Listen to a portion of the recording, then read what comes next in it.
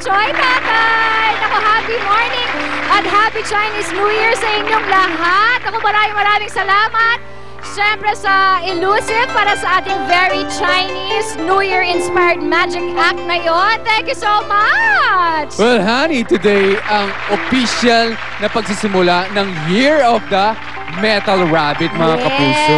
Simula pa na natin yung programa natin today. Talaga naman swerte na agad tayo sa isang kapuso na kausap-rasahin natin sa taon na ito dahil bumatak talaga ito sa Chinese New Year. Tapos swerte pa dahil birthday pa niya today. Kaya naman, nako, I'm sure talagang super excited saka happy siya dahil sa mga regalo at sa mga sorpresang itiniliver pa mismo ni Kumaring Lu sa bahay niya.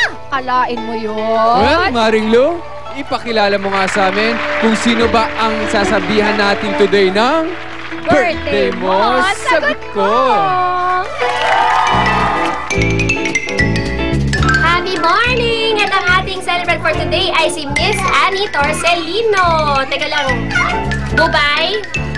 Bubay! Wala ang kakasama. Bubay! Ay, diyan ka pala. Ano ka ba? Dito ako sa bahay ni Dwarfina. Halika na, Bubay! Naku, sino bang babatiin natin? Ang ating celebrant for today ay si Miss Annie. Miss Annie, naku talaga, surprise na natin ang bonggang-bonggang luo. Let's Ma'am Annie? Ay! Happy birthday!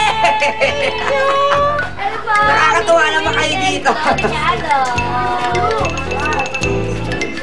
Yay! Happy birthday po, Ma'am Annie. Nakakaloka. Dahil birthday nyo ngayon, itong balloons para sa inyo.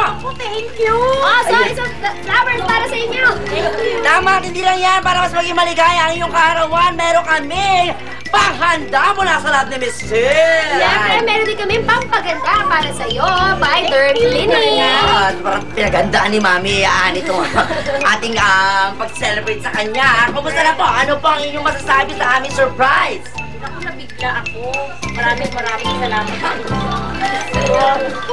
First time. Ayan, of course, ang birthday mo. Sagot ko ay hatid sa atin now. Love you, Mister! Love and easy. Happy birthday sa'yo!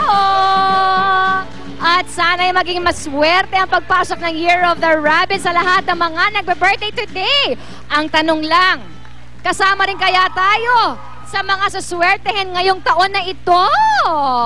Ang maganda pa, honey.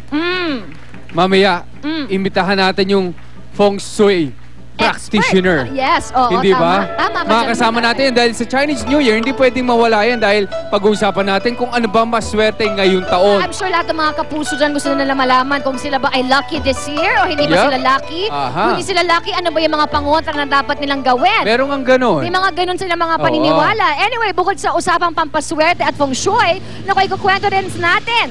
Ikukwento rin sa atin ang ating mga half Chinese, half Pinoy o Pinays na mga celebrity guests ang mga Chinese New Year tradition. Well, since bida rin lang ang rabbit, Year of the Rabbit, meron din magbibida ngayong rabbit dito Ha? sa ating studio. Rabbit? Totoong Aba, kung rabbit? sa tingin mo elusive, magaling mag-tricks. Aba, yung rabbit ata mukhang mas magaling sa elusive. Bakit? Eh dahil hindi tao yun, pero nakagawa ng tricks. Buri mo, Ano gagawin niya? magpa-basketball, Basketball? maghihilamos. May magic na, may mga pampaswerte pa, may mga celebrity chikahan pa, at may mga animal talent show pa. Naku, perfect na combination yan para i-celebrate ang bonggang-bongga ang Chinese New Year ngayong umaga. Kaya tutok lang mga kapuso, isa-isa na namin ihahatid yan sa inyo sa pababalik na Love ni Mister.